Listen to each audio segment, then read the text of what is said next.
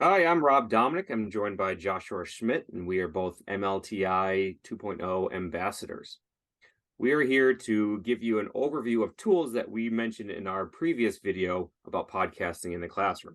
So if you look through that, which gives an overview of how to integrate podcasting in your classroom and some ideas to keep in mind and some resources are available, and then how to publish it, etc. After you look over that, we're going to dig into some specific tools here that can help you navigate and hopefully start turning your wheels about how to edit your own podcasts. So Josh will be able to go over the four tools that we mentioned in the podcast in the classroom: WeVideo, Garageband, Soundtrap, and Anchor FM. And strangely enough, Anchor FM just changed their name to Spotify for Podcasters. So when you hear my recording for that, I try really, really hard to get the name correct. But it is now Spotify for Podcasters, used to be Anchor FM, but the structure of it's exactly the same. And that's a good way to kind of start this conversation of we are not trying to give you the perfect solution for every single environment. We're giving you some ideas on how these very similar tools can do really different things in your classroom. So as you're looking through Soundtrap and comparing it to GarageBand, depending on the resources you have in your classroom and the type of project you're trying to do with your kids, it might make it so that a slightly different resource makes more sense to you. At the top of this screen has a bit.ly link to the original slide deck from our other video that has all of these resources with details in them, and also contact information for Rob and I. And our real goal with this entire podcast series is to get people to contact us with questions so that we can support you doing this type of work in your classroom. Hello and welcome. We are going to talk a little bit about Soundtrap and how you could use it to do podcasting type projects in your classroom. Since we're going to go through the basics here, we are going to go pretty quickly, but if you have questions, definitely reach out to myself or the team, and we'd love to walk you through any of these resources in more detail. So getting started right away, I have on this track a collaborative project where I have three things set up: a voice track and track one, a second voice track in track two, and then an audio musical track in track three. If you notice here that this is actually a 6-minute song, it's very, very long, and I want to see all of this audio here. So down in the right, you have a zoom in with the plus and a zoom in as the, or zoom out as the minus. We want to zoom in, we zoom in all the way here, and now we have our 20-second audio here in track one. Let's give it a listen to what it sounds like. This track has been recorded in voice clean, which is the type that we use most often for podcast recordings or recording with students. So I recorded that in voice clean. If you notice that this one is highlighted here in red, and if I click this button here, it mutes it, which makes the color decrease. So if I unmute track two, I can then listen to that. This is a sample recording on Computer Mic Enhanced, so it is slightly different. Yeah, slightly is carrying a lot of weight there. That with the Computer Mic Enhanced, we actually have what's called an increased reverb, which makes that audio sound quite different. If I wanted to fix that audio, I can actually click right here, which pulls up the settings for each track. So I'm going to slide this down so it's a little bit easier to see more of the tracks at once. Perfect. And this is set to Computer Mic Enhanced, which actually has increased reverb, which is that weird echoey sound that you hear. So it is slightly different. Slightly. If I click here, I can actually change to a lot of different options, some of them for music, some of them for podcasting, but the one we want is going to be clean, which sounds quite a bit different, so you won't get nearly as much echo. So it is slightly different, now less different. So if clicking here can change all of these settings, and there are a lot of settings, but really the ones you care the most about early on will be reverb and volume. Now, the third track we have is actually a musical track to use for transitions.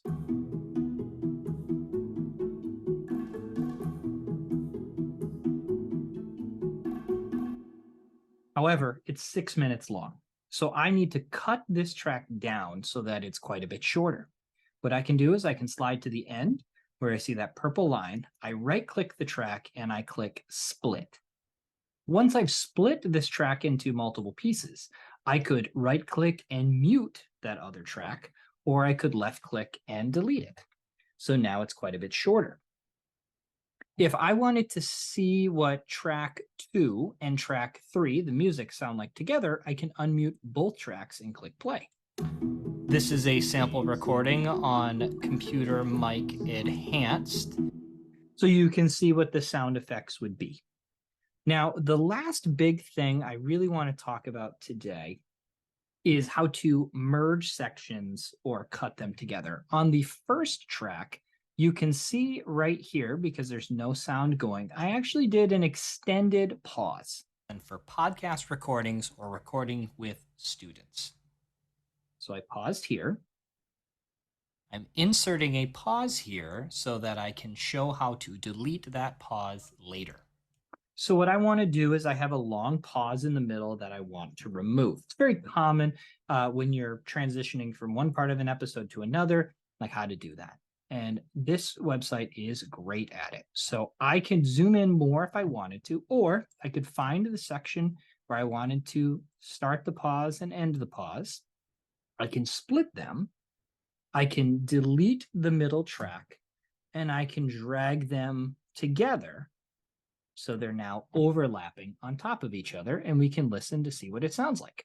For podcast recordings or recording with students, I'm inserting a pause here so that I can show how to delete that pause later, which is what we just showed. So not only can we remove those pauses and merge audio tracks together, we could add transitions of sound and music to make it seem a little bit less different than when they're actually merged right away.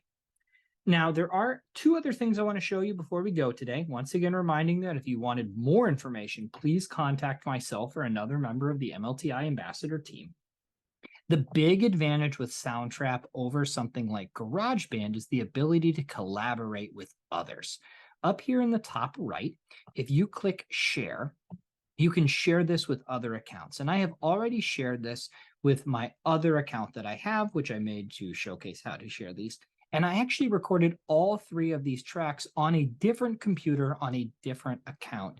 And when to make sure that it's saving up in the top, you'll see this button saved so that it is synced between the 2 accounts at all times, meaning you could have 2 students creating a podcast episode together, or 1 student recording, 1 student editing, without them having to share that file back and forth repeatedly. Finally, the last part is exporting files, which most of the time you're going to export the file as an MP3. And it's going to export whatever you have set at that moment. So right now I have muted the track 3 and the track 2. But if I put on track 3 with the music and track 1 together, which I can show you what that sounds like right now. This track has been recorded in Voice Clean. So if I went to export and export it as an MP3, when this was done, it would download to my computer the audio up to about 22 seconds that included the spoken word and the music transition that I did at the end. That is scratching the very surface of Soundtrap. It's a very powerful web-based tool, which means it works on any computer that has consistent internet access. There's very little file saving that needs to be done within your computer. And from there, you can actually do quite a few powerful things with it. All right. So we're going to give you a very brief overview of GarageBand and its capabilities as far as kind of editing our audio and music for a podcast piece. Obviously, GarageBand is full of many other features, creating music, curating it, things like that. But we're not going to dig into that too much because that's beyond what we want to explain about. We want to be able to just give you the basics of how to get started with this. When you first get into it, actually you have this open too, the library. It looks more like this with blank tracks on here though. I already have it here so we can get into it and I don't have to take too long trying to get things in there.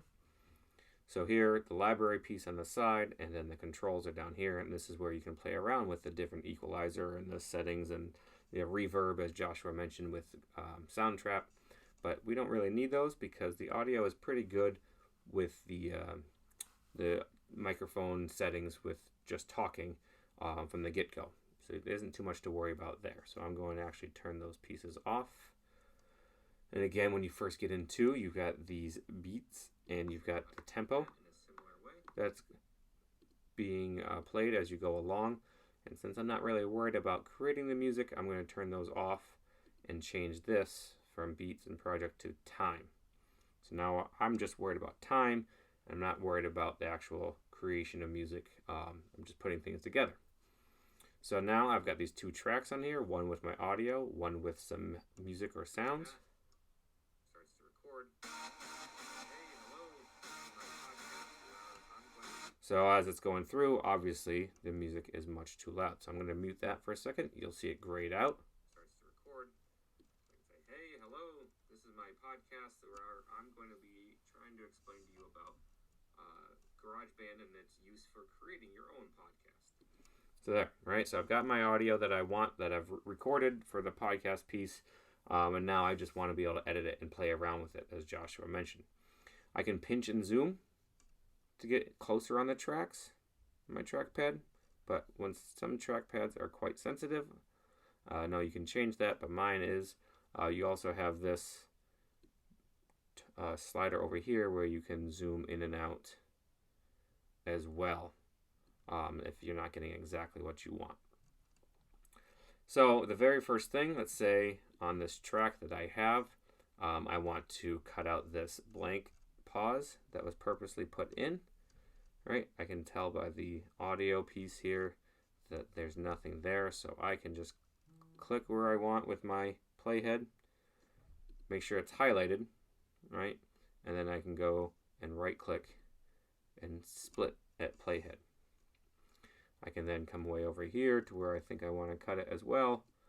Right click, split at playhead, and now I've got that middle piece I can click and press delete and get rid of. So now if I want to take this and drag it over, I could line it up.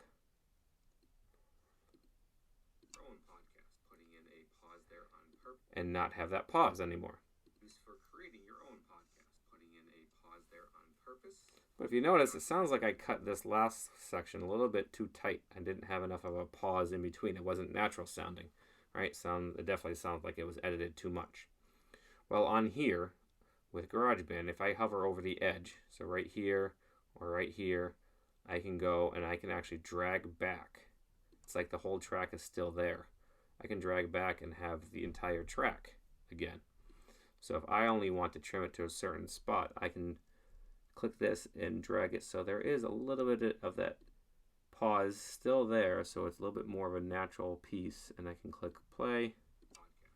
Putting in a pause there on purpose. Right, and it's got more of a transition versus that quick immediate talking again. If you notice too, at the end, if I'm at the end of my track, it has this option up here. So that's just going to create a loop of whatever this is. Right, so if I wanted to create my own loop for whatever reason, I could do that, and that's what that other part is. I don't want that. Definitely don't want that or need that. It's obviously more for music based. So now I've got that. Okay, I've got that trimmed how I want. If I go to play it though, and I have this music, the music is still way too loud. So I could change the entire sound for this whole track and drag this down. But since I've got two tracks on here, it's going to affect the overall sound of this one and this one. And maybe I want this funk synth lead one to be louder, right? I don't want to quiet that one down. I need to have that separate. So in GarageBand, if I go up to the menu and I click Mix and Show Automation, it will give me this volume bar for all of my tracks.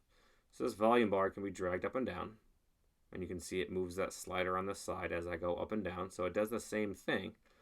But this volume bar will also allow me to have certain pieces different than the rest of the track. So if I click on this just once and pause, right? If I click and hold it and then drag up and down, it'll move the entire bar. But if I just click once and then pause, if I click once and then pause my trackpad, There. If I click once and pause, it will now make a node that will be like an inflection point here. So I can change it. So if I wanted this to have a different volume than the rest, I could just change this part now and have this first volume be different than the rest of it. I could also use it to fade in and out. So if I wanted to fade in, I could drag this and change the slope of that line to whatever I'd like it to be. I can fade it out. I could have it fade out at different rates. I could have this middle part fade out, level off a bit, and then fade out some more. So now if I click play, hey, hello, this is my podcast where I'm going to be trying to explain to you about Garageband and its use. Helps with a smoother transition that way. Obviously, this was still a little bit too loud, so I could just play around with things and click that and drag it down and mess around with it that way. Now, if I wanted this music to fade in, because it's a transition music from one audio to another, I could just put a node here, and then another node to keep that low, and I could put another node over here, and I can click and drag that for a slow transition. I could even have it level out and then spike for a second, just cause, and then another node to bring it back down, hold it steady, and then a slow fade out after that. All right, so now when it gets to the end here, no gap. So I'll stop the recording.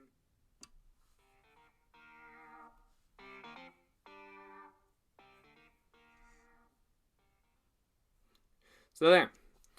So now when I've got all the audio in there, I can edit it that way. I can make the volume go up and down. I can change the background music to whatever level I would like it to be.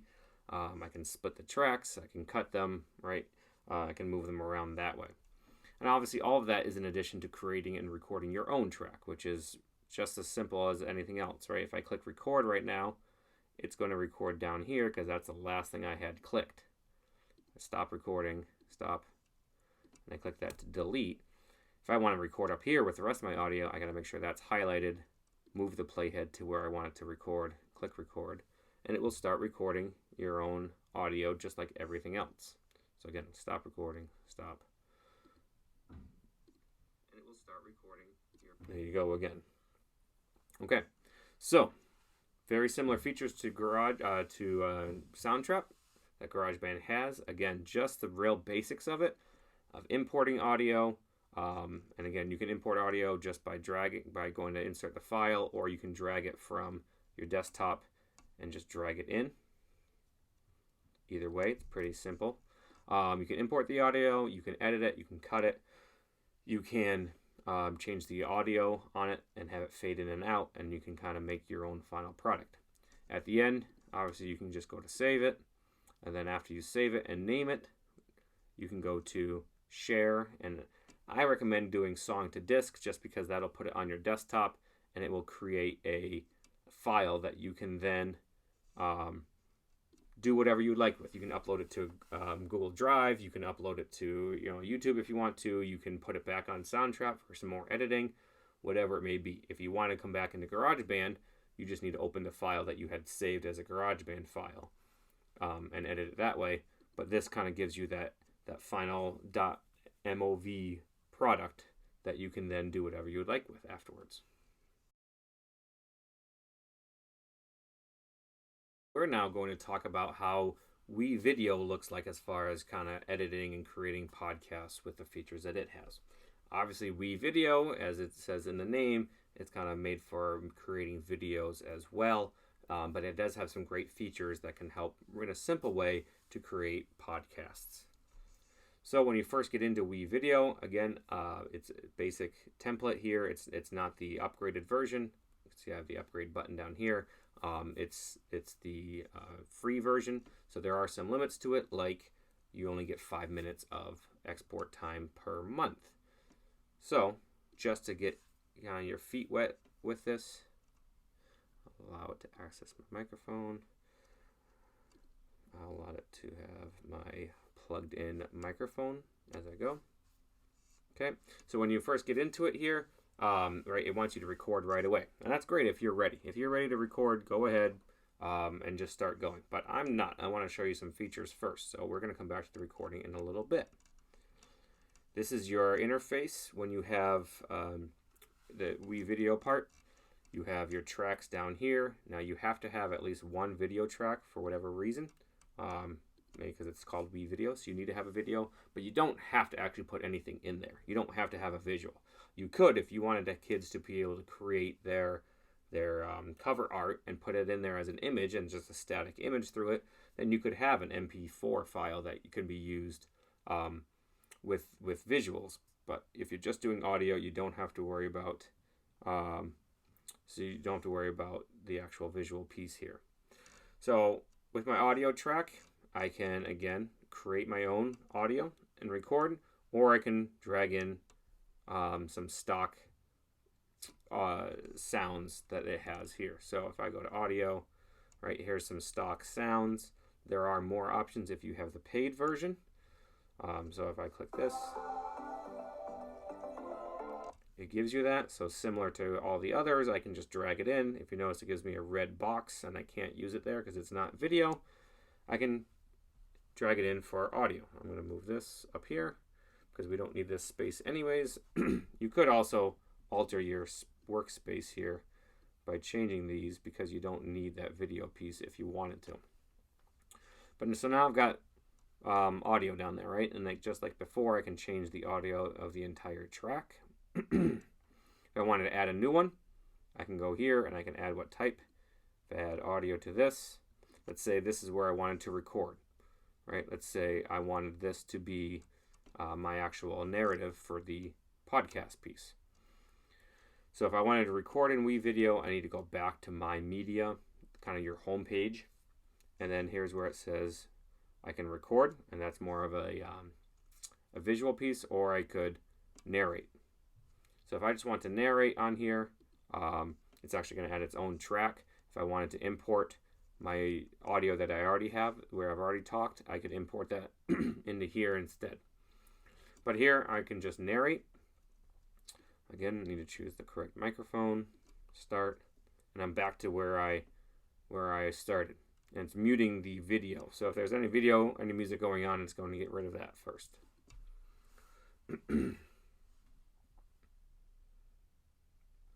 So here is my audio for my podcast. I'm going to be talking about how to create and edit in WeVideo.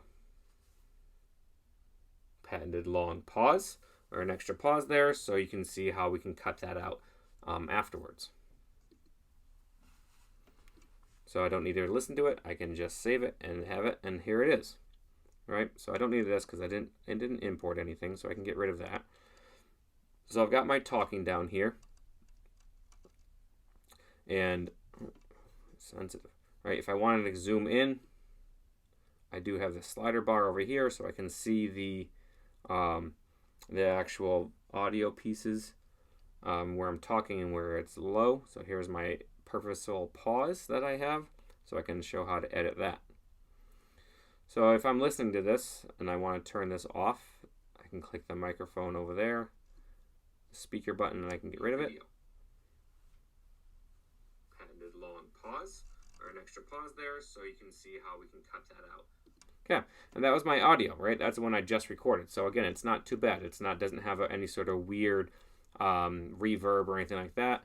And then honestly, this WeVideo doesn't have as many features like that to edit audio anyways. So it's good that there isn't anything crazy going on. So if I wanted to go through and edit that, done, go back there. If I wanted to go through and edit and clip things out, I could take my playhead and I could take it to where I wanted to on here. Zoom in if I wanted to get it very precise. Make sure that this part's highlighted, right? And I can just go click split. Then over here, if I wanted to split it on here, again, it's highlighted there. I can go click split, and there's my pause in between that I can just press delete and get rid of. I can zoom back out. I can combine these back together, right? And now I have that going on. I have this audio, this music in the background still.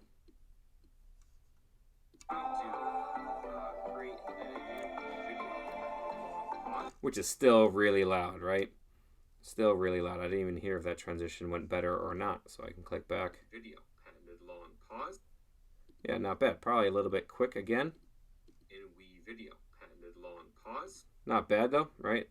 Not bad there. But again, I can always click and drag just like in Garageband. I can click the end of this. Move this thing out of the way.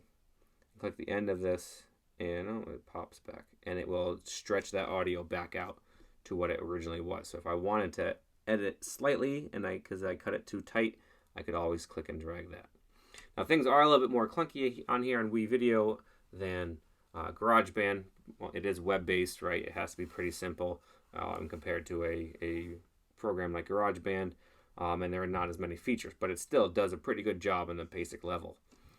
So the other piece now is if I want to be able to change the audio, right, overall and have things fade, and I can do that. So here's my bar with the nodes as well. If I go to here, same thing. There's my bar. So if I wanted to change this audio for just this track and not the entire, or this clip and not the entire track, I can do that, and it will drag it up and down, right, because it was too loud before. So I can bring this down overall, and it gives you a percent thing, which I like, honestly. It gives me a better idea. So here is my audio for my podcast. I'm going to be talking about how to create and edit in WeVideo. Okay, so that works. And again, here, if I wanted to clip it, if I wanted to end the music in the background, there, I could click here, click that so it's highlighted in that magenta, and then go to split, and then I can just get rid of the rest after that. If I wanted to fade out on purpose, I could click on here, see this blue bar, it's got the plus, right? I can zoom in. I can click on that, it'll give me that node. I can drag it up, drag this one down, and it will fade out.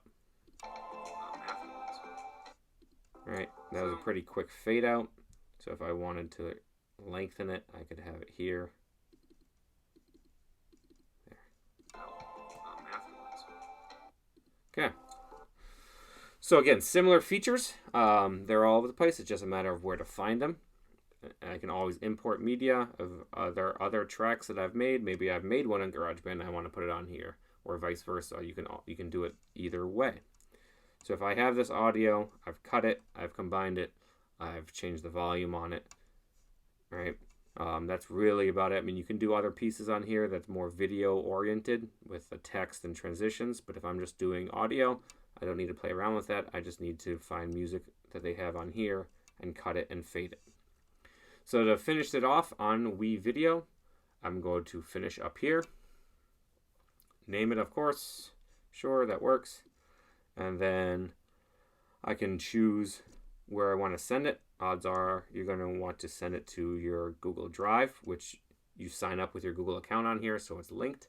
I want audio only because there isn't any video I need to worry about. And it will export it into your drive for you. When you go to your drive, you'll have a separate folder called WeVideo, and that's where you'll find it. So it's kind of nice that it's automatically made directly there for you. All right, so that should cover all these editing features. Again, if there's any questions about any of these, please feel free to reach out to us, either Joshua and I specifically, or any of the ambassadors, as we can help lead you through these features. Thank you.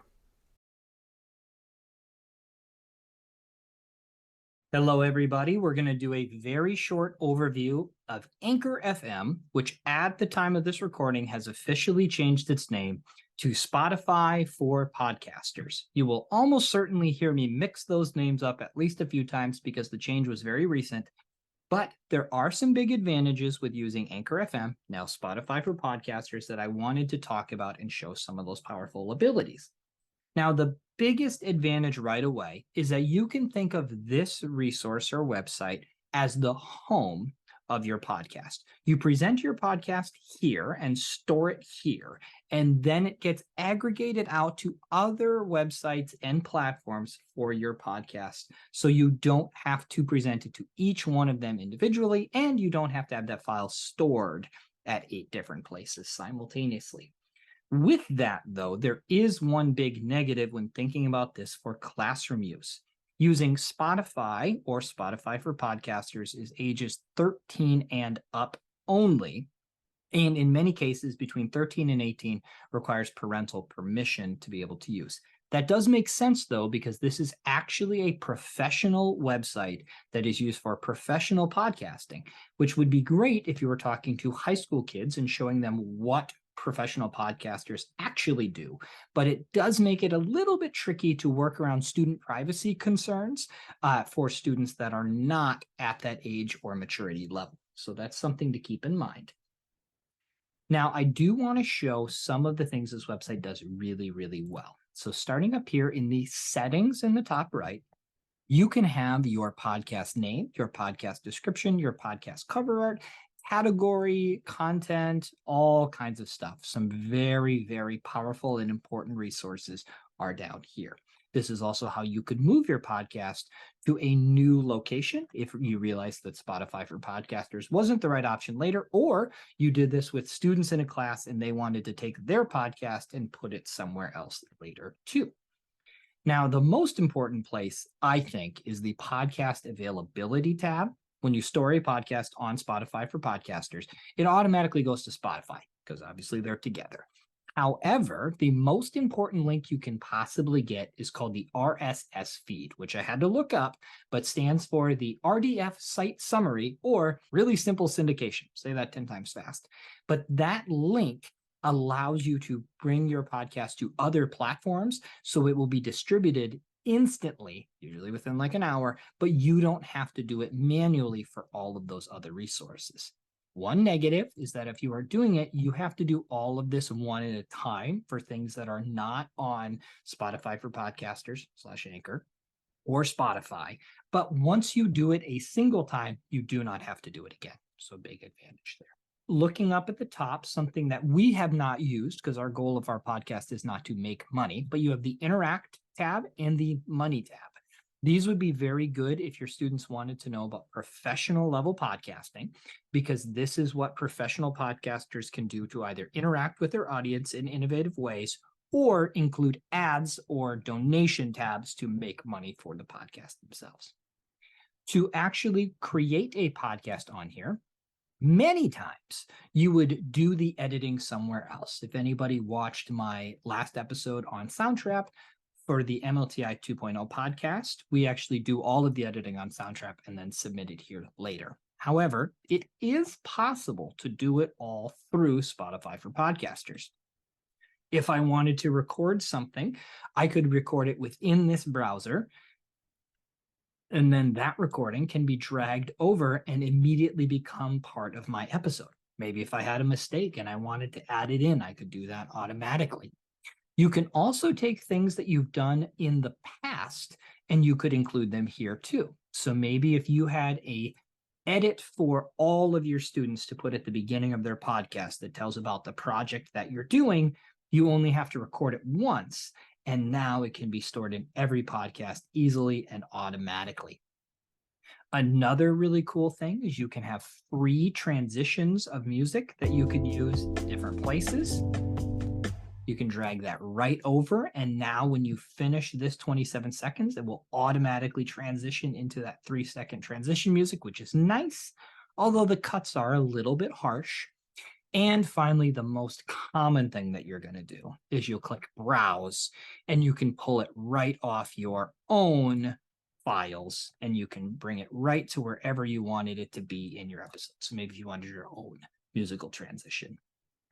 Now, that was a very, very short introduction to Anchor FM, which now is Spotify for podcasters. It is a powerful resource that doesn't apply to all classrooms, but in situations where this is helpful, it is fantastic because it is an actual resource that professionals use and your students would understand. Those skills are lifelong because all of the distributors use some version of these types of resources. And Anchor FM, Spotify for podcasters, has some very powerful ones. If you wanted more information on how to use this resource or any of the other resources we talked about in this video, please contact myself or Rob or another member of the MLTI Ambassador team, and we would love to help you. All right. Well, we really thank you for tuning in to checking out those resources. We hope it was helpful to outline the different features to them. And again, get your mind going about how you can use them in your own situation with your own classes. And so as a totally shameless plug, we also wanted to mention that the MLTI 2.0 podcast, Teaching with Tech, is going on right now. We normally do 2 episodes a month. This month in April, we actually only did 1 episode, which is titled What is an MLTI Ambassador, which talks about some of the types of projects that we can come into your school and help you with, either asynchronously or synchronously, depending on what's best for you. We also, once again, have our email addresses here on the screen because, like we talked about before, our entire goal is to get you to contact us so that we can support you with the work that you're doing in your classroom.